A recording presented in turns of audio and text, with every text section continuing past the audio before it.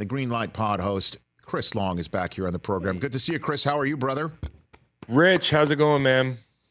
Better than Doug Peterson. You know? Oh yeah, and sure. I know you're fond of him just like I am. What is he saying to the team? Like what do you do right now after that, Chris? I don't know. I've been in the building on some days like today. That's probably the last place you want to be. I was thinking about that flight home for that team. Wasn't it such a buy low spot for that team? It was like, yeah, come on, they're gonna figure something out. They're gonna play better. Like going on the road, hostile environment, probably one of the better teams in football right now. If you're not ready to play there in the first 10 minutes of the game, they're just not ready. And it's a shame because out of the gate, I thought the defense was playing better and I thought Nielsen was a really good hire, but they just don't seem to put a full game together. They don't seem to play complementary football. And yeah, Doug's on the hot seat for sure, don't you think? I was just saying at the end of the show for first hour, Chris, that when an owner says this is our best team we've ever had and it's time to win and gives $55 million a year to a quarterback that you are in charge of growing and getting him to that Super Bowl level like you did for Nick Foles, right? And Carson Wentz, and you're 0-3 getting embarrassed on national television, that's how you get got. That's how you get got in this league. But you also have this team that it's pretty much the same group with some improvements that went to the playoffs 2 years ago, that was in line to be the 1 seed in the night that Trevor Lawrence and Christian Kirk got hurt on a Monday night against Cincinnati last year, and they haven't won since. I mean, it's still the same guys in the room, Chris, right? Yeah, it is. Plus, exciting rookie receiver and that type of thing. I thought they were going to improve. I really didn't see this one clearly coming in this year. I didn't think they were going to win the division or anything, but figured, with the improvements, offensively, they'd be better and adding Nielsen, but it just has not come together for them. And I think pretty soon the first thing you probably see is like, hey, OC, got to make a decision on him. I don't know if it's one of those things where Doug, you know, says he's going to take the play calling over or something like that. That's usually like the last hurrah. But it's not like you went on the road and lost close. And I think Doug's a great coach. He's a Super Bowl champion. There's nothing you can take away from him there. But at every stop, it works out differently. And, to 47-10, that's just like, that's insane. Yeah, that's I've been on some bad teams, and you don't forget those games, even on bad teams where you lose a whole bunch of them. They quickly went from a team where you're like, yeah, they got the franchise quarterback, he's due for a deal. Midway point last year, you're thinking they're maybe ascending. The last time they played the Bills in London, they played the Chiefs close early last year to start the season out. They couldn't put it together though, offensively in that game. And you're like, they'll put it together, and they just haven't. So I don't know where you go from here. They are certifiably a bad team right now. Like, it's wild. And Rich, you and I have talked about this before with Trevor Lawrence. I think we have. I don't know if we got to roll the tape back, but I've asked kind of like what has he done? You know what I mean? To demand that kind of money. It's tough, man. Quarterbacks don't grow on trees, but I do think what you're seeing is around the league is a lot of these people don't need high price quarterbacks necessarily. A lot of these guys don't need high draft pick quarterbacks. Not saying you can't hit on those guys, a la CJ Stroud and Jayden Daniels and people like that, but KOC's making it work with Sam Darnold. Seattle is on year 3 with a retread who's doing really, really well. Liam Cohen and Baker, erase Sunday from your memory, but like good start. And Canales revamped his whole deal. So, they paid this guy, and now obviously you're stuck with him for a little bit, and Doug's under fire because of it, probably. I mean, a lot of it's his fault, but some of it's the QB. Chris Long, Greenlightwood podcast host. You can also catch him on Friday nights inside the NFL and the CW as well, right here on the Rich Eisen Show. Are the Bills the best team in the AFC right now? Put your marker on them, Chris Long. Let's see. No.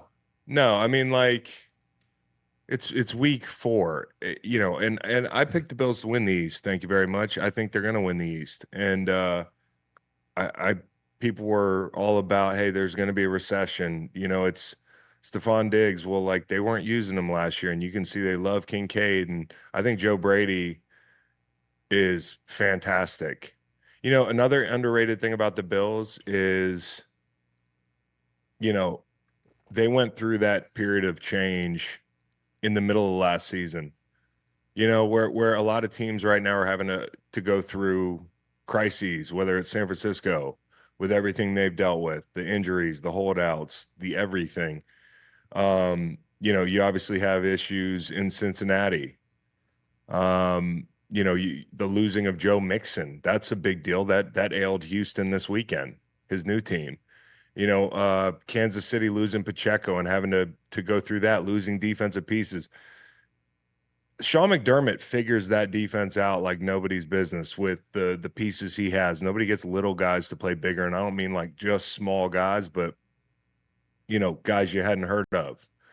And I think that Miami game was perfect example of that, where the guys in the back end, they're the walking wounded, and here goes the fastest show on turf, on grass, and you come out of that game a winner. So I think, long story short, the defense is always making it work because they have that mastermind D coordinator, and now you've got Joe Brady, who you went through that in the middle of last season while all these teams are going through their growing pains right now. Like they went through those growing pains last year, and so people slept on them coming in, and while everybody else is just getting started, they're like, yeah, we were here like 8 months ago or whatever it is. Well, it sounds like you just said the Bills are the best team in the AFC. Everything. No, Rich, I mean, it sounds like freaking week 4, dude. Rich, well, I mean, it's week 4. I'm not a national media member. Like, yes, I don't. Yes, you are. You're on the CW with Bill Belichick and Ryan Clark and Ocho, pal. Mining. Come on, dude. I'm not. Yeah, and you know what I do? I avoid stuff like that. It's week 4. I'm not going to tell you they're better than the Chiefs. I don't know that. I don't, like 2 weeks ago or last week, you would have said, hey, the Ravens are cooked. They just got beat by the Raiders. And then you turn that game on. The swings of consensus here in the first month of the season is something like, hey, I've only been doing this for 5 years or whatever it is. But maybe the first thing I said to myself, like walking out the door, like a kid going to school this year, Rich, was like, okay, year whatever it is, we're not going to make big blanketed statements. Now I've already killed the Cowboys off. Okay. Yeah, Deshaun Watson too in week 1. Oh yeah. Well, yeah, I mean, hey, listen, it's just pointless to say who the best team in the East is. It's week 4. You said it. I work on Inside the NFL. Yes, sir. You know what Bill would say if you asked him? Yeah. Week 4. So it doesn't matter who's the best team right now. I think they have an opportunity to be the best team in the AFC. I think that's awesome because people sold them. How about Josh Allen? Everybody, doubters, hot takes. Last calendar year, some of the takes have been criminal. I mean, come on. He hasn't won anything. He's playing with Michael Jordan in his conference, okay? I know if you want to be the best, you got to beat the best, but this guy might be the best ever before it's all said and done. He's got one guy, in my opinion, to really compete with in Brady, but like Mahomes is up there. And Josh Allen didn't miss that field goal last year. Like there are situations where hey, Josh Allen ran out of time a couple years ago at Arrowhead. I was at that game. It just is what it is. This guy, when you look at his playoff resume, when you look at just watch him. Somebody asked me last night because I said he is QB2. I can't believe we were even talking about somebody else being QB2 a couple months ago. And they said, no, actually this year he's playing the best football in the league. And that's probably true. He's probably playing like QB1 right now, but it is a long season. Josh would tell you, who cares who the best team is in September, October. He wants to be the best team in January. So as a media member, that's where I'm going with it. Chris Long, who refuses to say the Bills are the best team in the AFC, except every word out of his mouth says exactly that right here on the Rich Eisen Show. Well, they've got a lot of injuries on defense. Hey, Chris, some aggregator is gonna. If I were more famous, Some aggregator You keep somehow. saying that, man. More famous. Get out of here. This is funny. It's Chris Long. Oh, man, I'm having my fun right here. Would you play Jameis in Cleveland right now? You know the contract. You know everything going on. Would you play Jameis right now if you're Kevin Stefanski, Chris Long? Sure. Why not? You know, Rich? Sure. Yeah, how's that? Sure. Why not? Chris Long, in quotes. Sure. No, But I don't even know if you can make that no, would I play Jameis? that would be a bold move, man. That would be really bold. I think we're a little short-sighted here. I'd be trying to figure out what the plan is for the next few years. Cuz you know, you got to start getting something back for some capital or something and start listen, I understand. I've done this on this show. Yes, sir. Browns fans week 2, they're like, yeah, he's back. I'm like, all right. Let me know when the guy that was like the guy in Houston gets back, because that's what you paid for. So, I mean, you put so much, he had to be the guy in Houston and then some to make this worth it. It's not. I'm not making this personal because of whatever's going on off the field. I mean, like, I'm being an analyst here.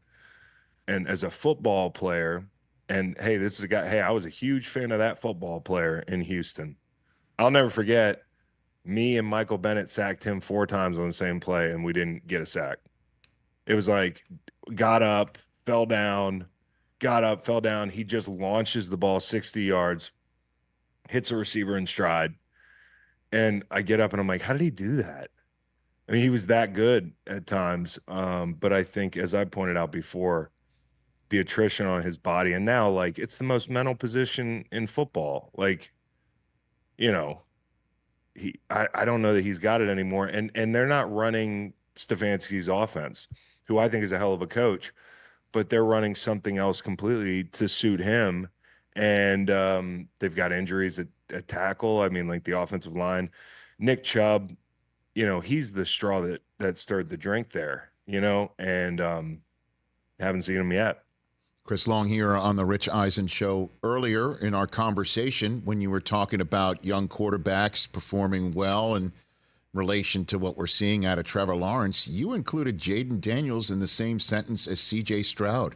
Are you seeing what happened last night and saying I came on the show, Chris, and I'm like, if you're a Commander fan, you got to think you hit the quarterback jackpot in the draft. I know it's just 3 games, one big one on a Monday night, but I heard that out of your mouth earlier, Chris. Are you throwing them out there? Listen, I grew up in Virginia, so a lot of Commanders fans here. I'll just say that. Like, just my group texts are all going off like a bunch of 30, 40-year-old dudes last night. Like, we found the guy, Yeah. And I'm just so happy they found the guy, not for the Eagles' sake, but like just for the sake of, like, I've watched this thing and, change ownership when that was very much needed, to kind of come in and clean house, to exercise the demons.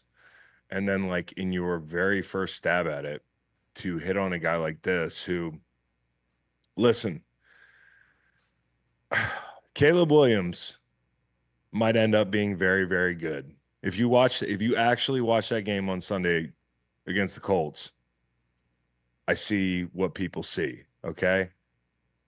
But this guy, Jayden Daniels, he might be ready to play right now, and it might not look as cool as it does with Caleb sometimes.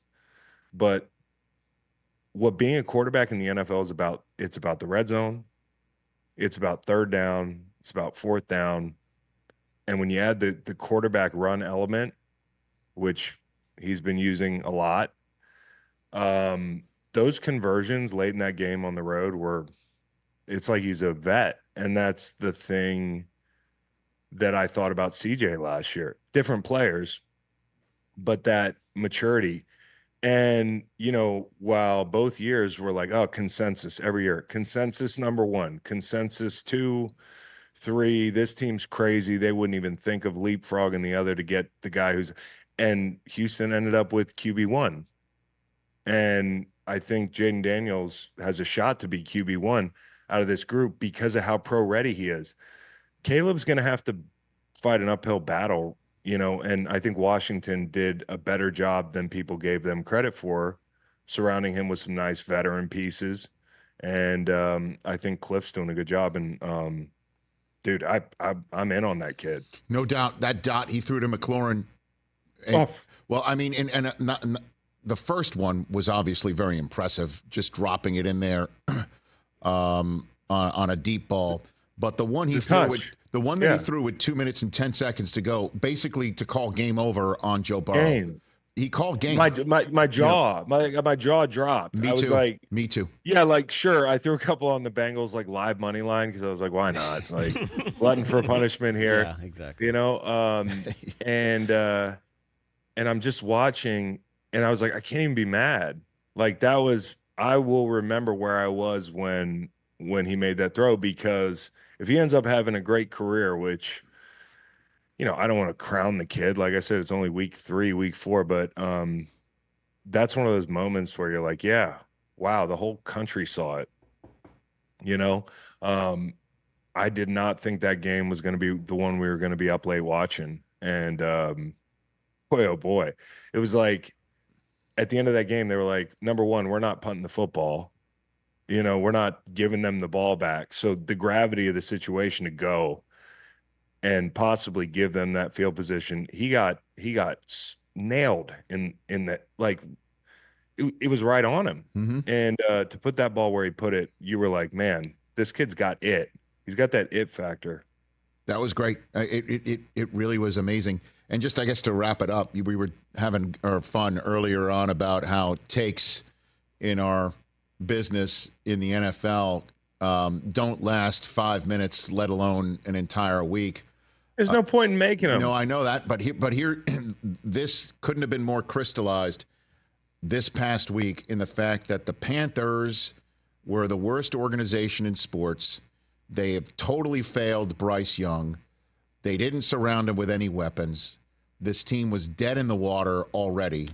And Andy Dalton flips the script in about, what would you say? I mean, I watched the game about it was 20 5 minutes. 25 minutes. Yeah. Like I knew right away. I was going to give you middle of the second quarter on that one, but like he just flipped I knew right away. Flipped it. No. Honestly, Dave Canales winds up with a game ball from David Tepper in a celebratory locker room. I mean, talk about any given Sunday. Holy cow, Chris. Unreal. That was the sharp play this weekend. Not to go, but that was the move. It was it was like Carolina +5, and dudes were all over it. And it makes a lot of sense because the very way that Antonio Pierce had his big like coming out party last year was against Giants. Remember that? Daniel Jones gets hurt. It's interim coach week, and they just roll. And like it just gave them a shot in the arm. And I think Andy Dalton gave the Panthers that same shot in the arm, because it's a complicated situation here. Like the first 2 things you rattled off can still be true, right, Rich? Like it can be a terribly run organization, and they can have failed Bryce Young, and Andy Dalton still might be the right guy for the job right now. And, those players have a right to feel slighted the way everybody was talking about him, because, if you're a vet on that team, you're like, hey, it's not all us, and that's the truth in an NFL locker room and in a building like that. There's a little of everything going on. And I think like my biggest gripe still remains, if you knew this is what Bryce was going to look like coming in the season, you should have just started the season with Andy, because with my eyes, that does look like a competitive football team. And Andy looks like the perfect bridge or starter, however you want to put it, so you don't distress your asset 2 weeks in. Like now, you want to give me Bryce? Okay. Like I'm not going to really send you much. You're not doing anything with him. And also you've ruined the kid. The kid was not set up to succeed. The first year of his career, that's not the end of the world. It happens to a lot of draft picks, especially high ones. But then year 2, if he looks that bad in camp, well, I don't know if maybe they were blindsided by it. Why aren't you just stashing him for a little bit. That's where I'm coming from on that thing. Now, you stick with Andy Dalton because the guy can make your team competitive, and I think those guys are hungry to prove that it wasn't them the first 2 weeks of the season. Last one for you. What did you make of Antonio Pierce talking about business decisions from the podium, that he saw some players make business decisions and they're going to make them as well? What'd you make of that one, Chris? Well, yeah, when you make business decisions, you are eligible to be the the butt of another business decision in the NFL, Rich. It's like we've all had plays we want back. Usually you hope they're not effort plays, right? And I think that's what he's talking about. Like, if you don't want to get called out subliminally in the media, Rich, it's like, then don't do whatever he's talking about, right? Like, he's not calling out guys who aren't executing. He's talking about guys that when we say business decision, we're saying, like, took the easy way out. And so for a team that just beat the Ravens, if you're trying to go somewhere as an organization, I think what he's trying to get across this week is probably like, y'all got fat and happy. It's 1 week. Like, would you win the Super Bowl? And then when the going gets tough, and I've been on a lot of bad teams, when you cut the tape on, some of the most valuable tape is 4-minute mode. And I'm talking about when you're getting the blunt end of it. You know what I mean? And I want to find out who's still interested in football and like who's going to play hard. And even on bad teams, in bad spots, we used to pride ourselves in like, hey, I want to jump off the film, somebody watching and be like, what's this guy playing for? Man, he's playing hard. That's got to be the attitude. And I think for Antonio Pierce, the plan is not to be in these situations, but when you are, there's still value in how you handle yourself. And so I have no problem with the call out. He didn't say anybody by name. Now, what he did is he sent a lot of people on like a goose chase to find out on the All 22 who was making the business decisions. What happens, Rich, when one of your staff makes a business decision? Well, I make business decisions myself, Chris. Don't discount the baby face. The baby face. You know what I'm saying? Yeah. Yeah. You're the best. You're the best, brother. Love our chats. Thanks again. Who's on your pod this week? Who's on your pod? Shoot, just a whole lot of me talking. There's just too much football, man. I love it. It's great. There's no such thing. How dare Stanford you? Stanford Steve, the usuals. Oh no, you know what? Not. Couple big names. I can't say them for sure yet. The bookers are like, I think we're getting this guy. Okay, yeah, I know. By the way, I'll text you. Dude, getting Joey Bosa coughing up the story of Harbaugh sitting in the cold tub in his full-on khakis is just great. That was awesome. Is that it, bro? Societal norms with that guy? Love it. He's never heard of it. I love it. Good stuff. You never know what you're going to hear or see on the Green Light with Chris Long Pod. And again, check out Inside the NFL on the CW with Chris, Bill Belichick, and more. Thanks again, brother. You're the best. Thank you. Best team in the AFC, Jets. There you go. Kidding. There you go. Let me write that one down. Chris Long hitting Just it kidding. out the roll, out the door. Ladies and gentlemen, aggregate that man. Aggregate that man now. Catch the Rich Eisen Show every single day on the Roku Channel, 12 to 3 Eastern for free.